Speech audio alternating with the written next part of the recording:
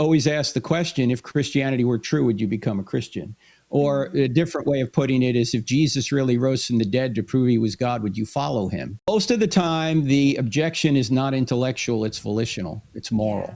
As I say, they So don't that's want what you're trying to, that's what you're trying to get out of that question. So now you know where they stand for it. Because if they say absolutely, you know, it's part intellectual, and you go, what are the barriers? But if they say Yeah. no, what in the world do you say after that? Just present the gospel and hug them? I mean, Yeah, you say, it's like, well, let's go have pizza. What else can yeah, you what's say? the point? Right, exactly. Yeah. Right. I mean, Yeah. you know, their evidence isn't in the way, they're in their way. Right. I think it helps everybody to ask the question, because they may have a realization going, yeah, I'm not really open, am I? They bring up an objection, you begin to answer it, they're on to the next objection. Like, what about that? What about that? What about, you go, time out. Let's get the first one down. Wait a minute.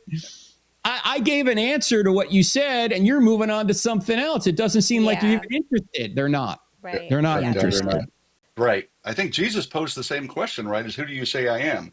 It's the same kind of thing they're saying. Let's get down to it. Who do you say Jesus is? If he resurrected, would you follow him? If Christianity is true, you know, would you change? Yeah, that's the core of it. What I took away was that to remember that they are made in the image of God, that they were fearfully and wonderfully made, that they're a person, that they need the love of Jesus just as much as I needed the love of Jesus. And so I love that, to remember their humanity, because ultimately we all were bound for hell, and yet only by the mercy and grace of God are we not.